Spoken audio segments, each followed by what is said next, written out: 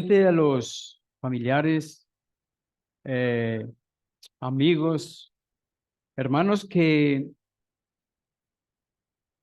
han tenido parte en la vida de Gerson y Juliana.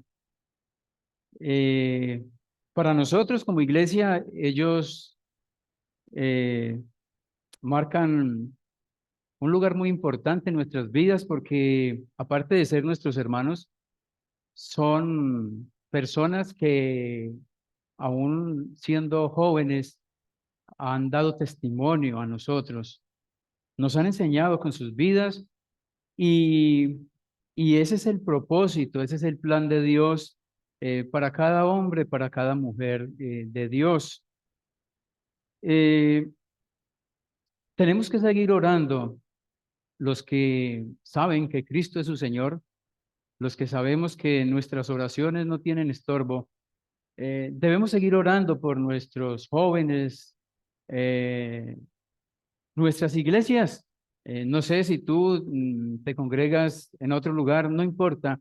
Necesitamos orar para que Dios siga ayudándonos, para que la bendición de Dios siga siendo sobre este pueblo que necesita tanto.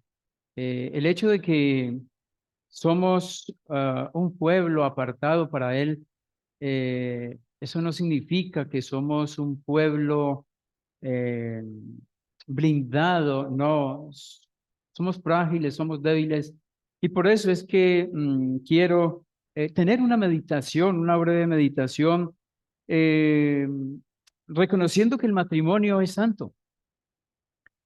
El matrimonio es santo en todos los puntos, tal como Dios lo ha establecido.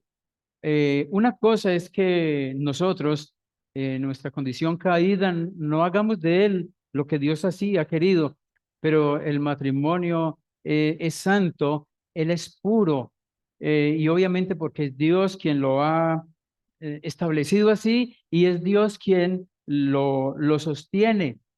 Nadie aquí, el hermano hablaba ahora de 44 años y si no sé si hay alguien que tiene más, con mi esposa estamos en 35 años, pero nadie de los que estamos aquí en esta tarde podríamos decir que hablamos del matrimonio porque somos expertos, de ninguna manera.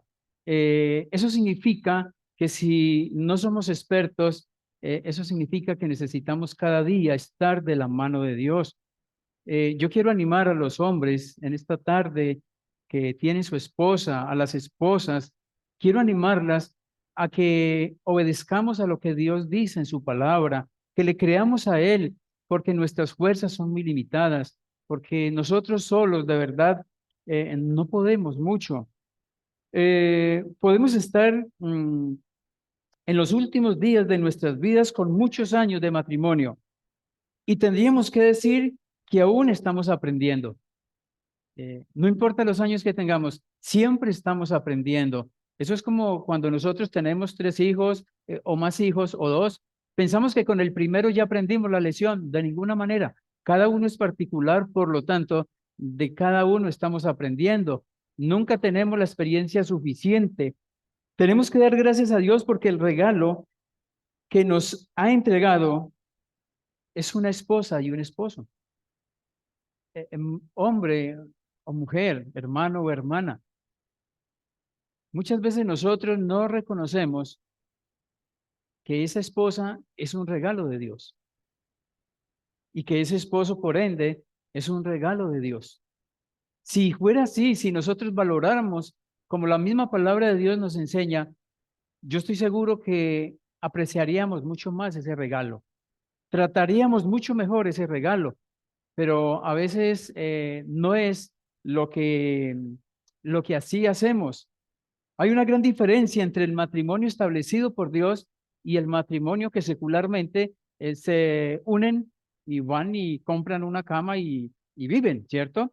No estoy diciendo que el que no se une, como los hermanos que delante de las autoridades civiles y también delante de Dios, no estoy diciendo que no van a ser felices. No, no estoy diciendo eso. Sí, claro que sí, pero yo estoy hablando de la bendición de Dios.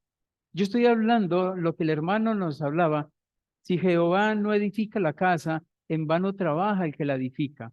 Por esa razón, entonces, nosotros necesitamos, tenemos que estar siempre bajo la mano de Dios. Y yo quiero hacer un paréntesis.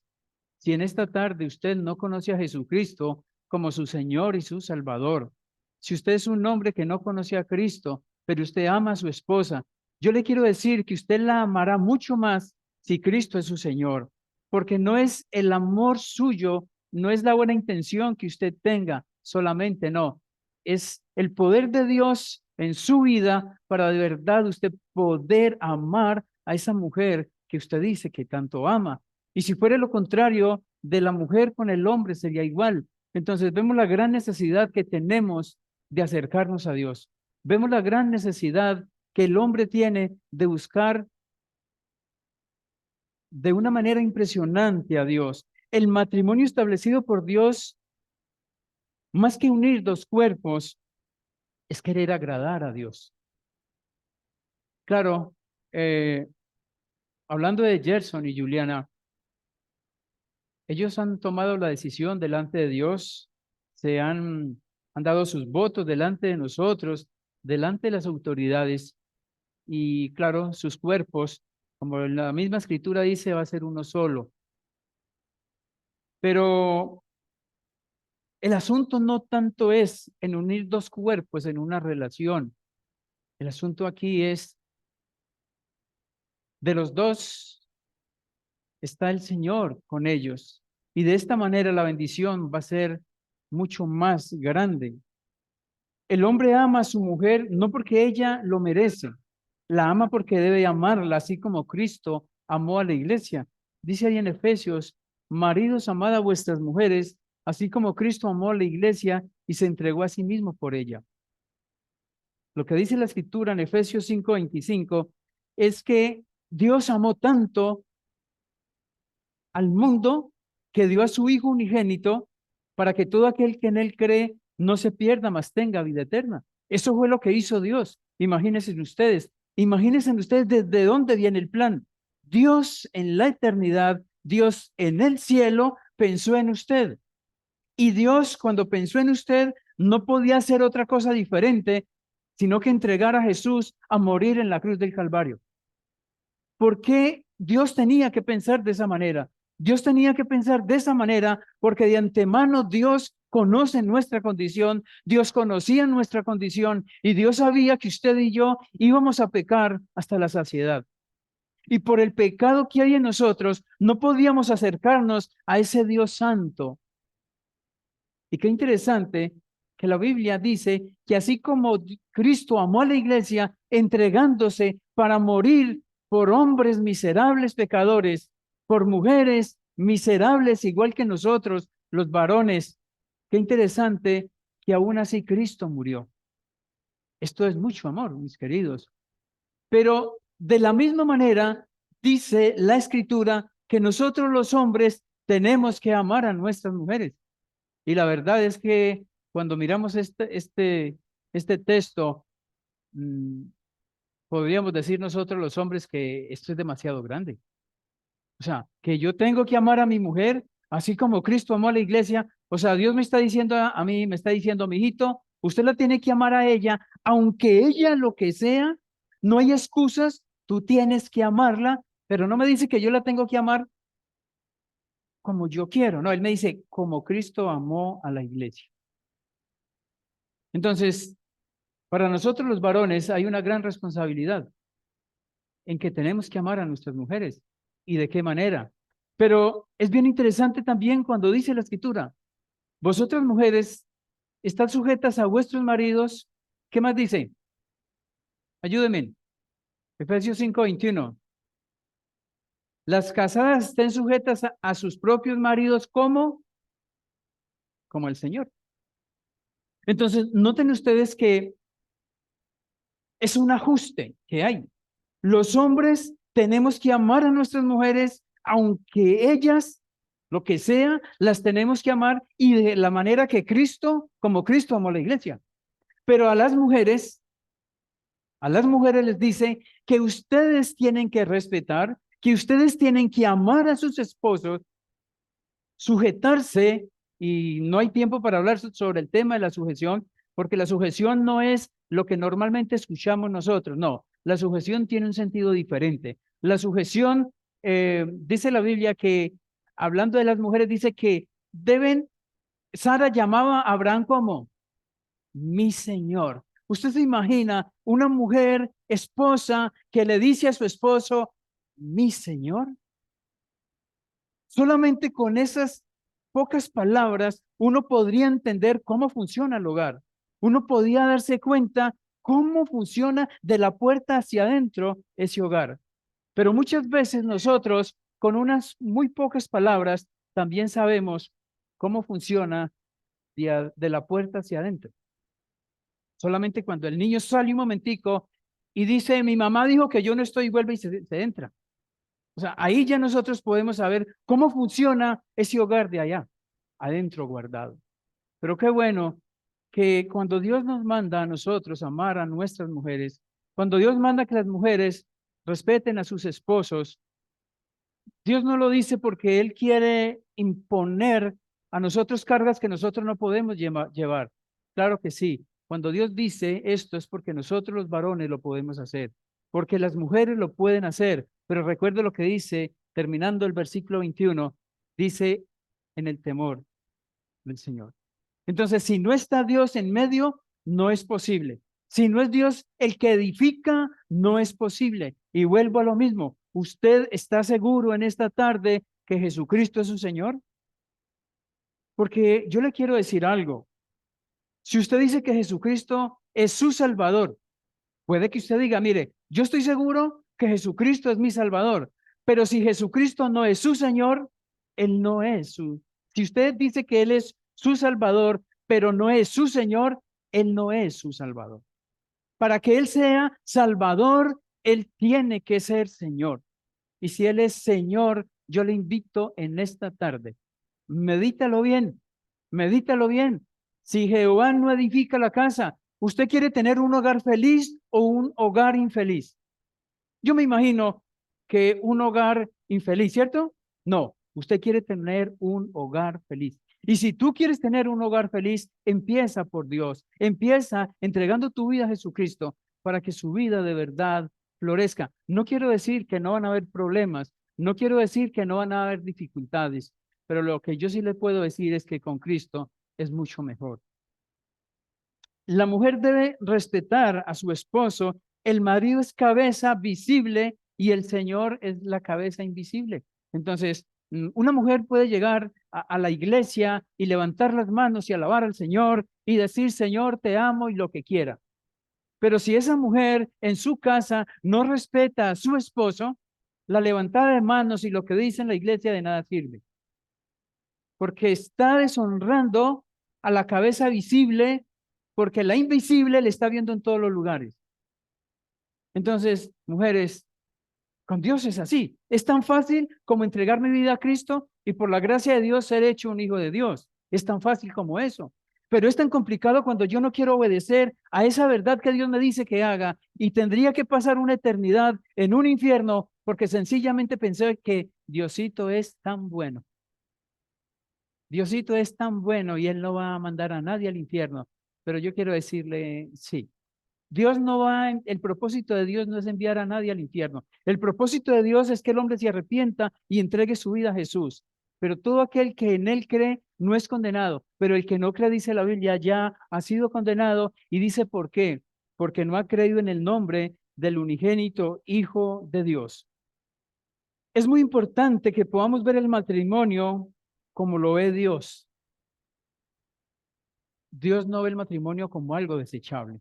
Alguna vez fui a una notaría, y yo creo que la notaria, la señora que vino ya se fue, pero una vez fuimos a un matrimonio, a una notaría, y después de que firmaron, la notaria era una señora, la señora le dice a los hermanos que fuimos a acompañar, les dijo, mire, ustedes hoy han firmado delante de las autoridades el matrimonio, tal, pero también quiero decirles que esta notaría está abierta, las puertas están abiertas para que en el momento que ustedes consideren que no funciona el matrimonio, entonces pueden venir y lo disuelven.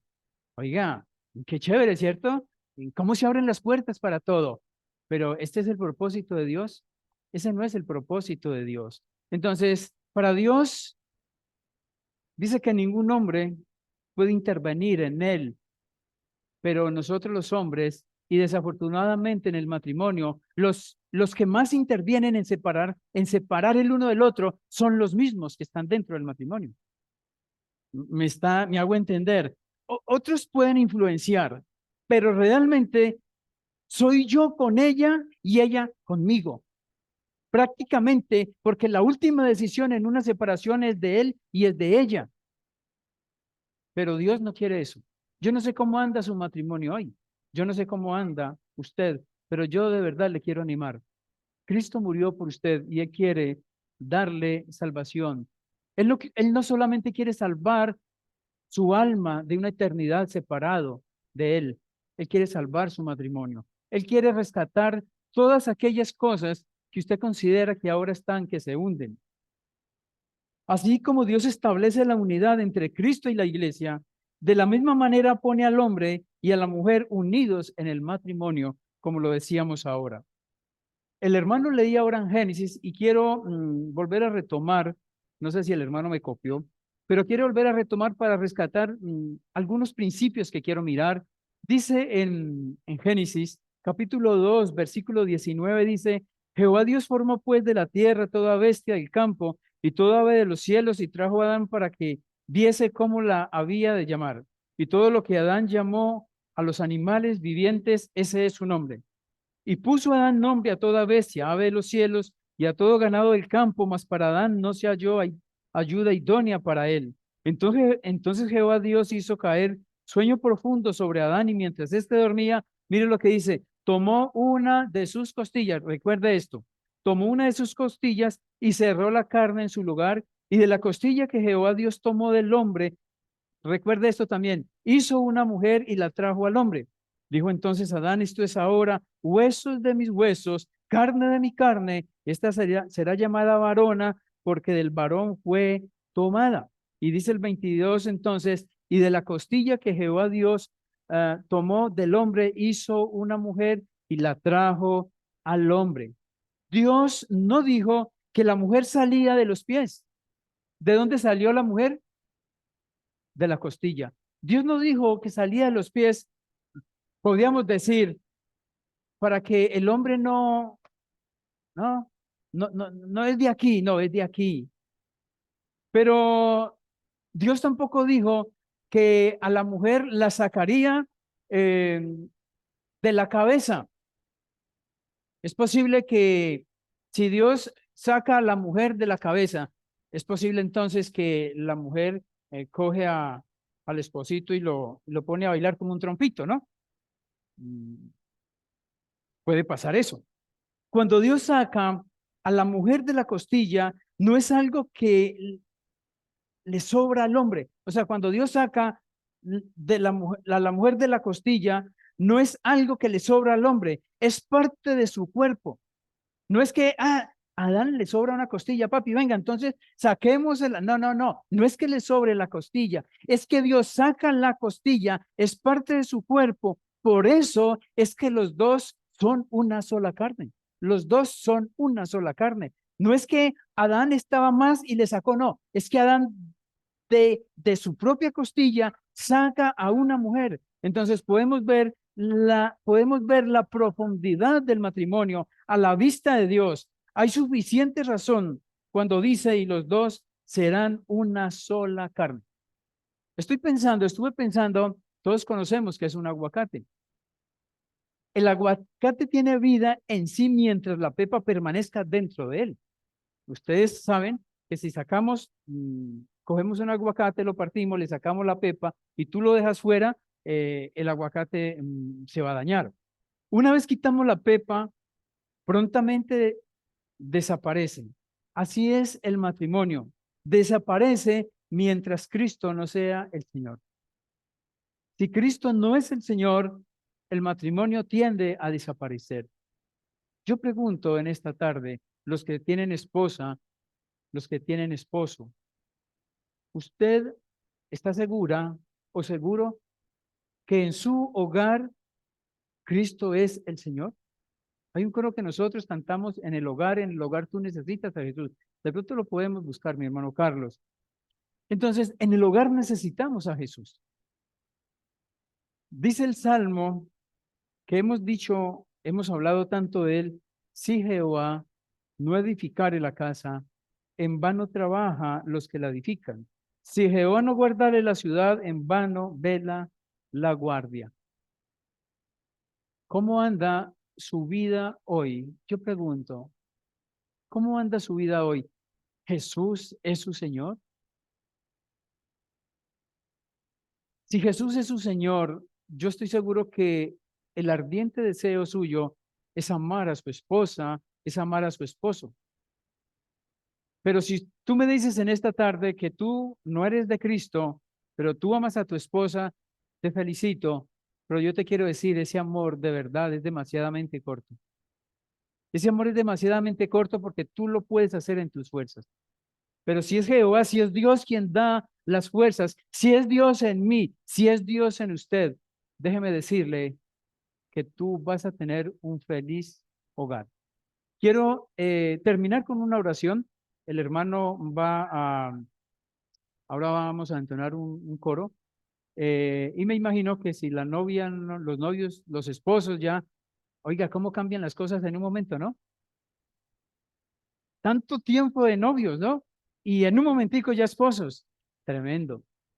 ¿Saben cuánto separa el hombre de la muerte? ¿Cuánto nos separa a nosotros de la muerte? Estuve pensando en eso. ¿Sabe? Realmente solamente un suspiro. Usted puede estar ahí sentado y caer y ya, se murió. O sea, y pum. Así como los novios entraron y ya son esposos, ya tan ligero, son esposos para cuántos meses? Según lo que Dios dice, para toda la vida, ¿cierto, hermana? Cuando una persona parte de esta eternidad, de este mundo a la eternidad, ¿es para cuántos días? Para una eternidad. Eso significa que si usted parte con Cristo, vas a pasar con Él toda una eternidad. Pero si parte sin Cristo, vas a pasar a una eternidad, pero sin Cristo. Lugar de condenación. Vamos a orar. Padre, una vez más nos acercamos delante de ti en esta tarde, Dios, con reverencia, reconociendo que solamente tú eres Dios, que no hay más Dios fuera de ti, que estamos aquí en esta tarde por su gracia, por su misericordia, no porque haya nada espectacular en nosotros. Agradecemos una vez más por la vida de nuestros hermanos Gerson y Juliana y queremos, Dios, seguir orando por ellos para que les des la sabiduría, les dé las fuerzas que van a necesitar en este caminar tan bonito, pero no tenemos dudas, Dios, que van a llegar momentos donde ellos van a tener que clamar a ti por sabiduría, porque se van a encontrar con etapas de sus vidas que nunca habían vivido. Por eso, Dios, oramos por ellos.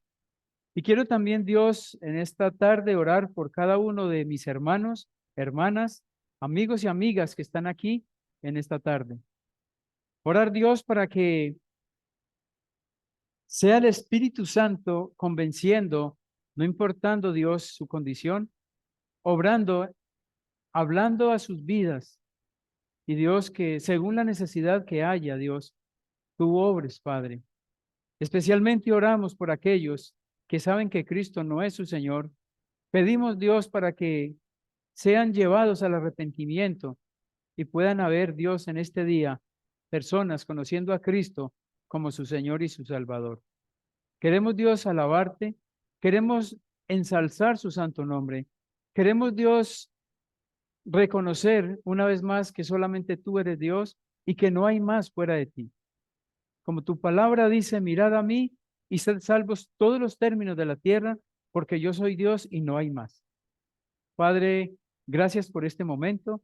Gracias, Dios, doy por nuestros hermanos que han venido de otros lugares a acompañar a nuestros queridos hermanos. Oramos por ellos, Dios, para que les sigas bendiciendo sus vidas, para nosotros aquí en Tuluá y para sus familias. Padre, especialmente queremos orar por sus padres, nuestra hermana María José, también para ella esta nueva etapa de su vida, el hermano Diego, la hermana Fernanda. Padre, los ponemos en tus manos y Padre, te queremos alabar y damos las gracias en el precioso nombre del Señor Jesús. Amén.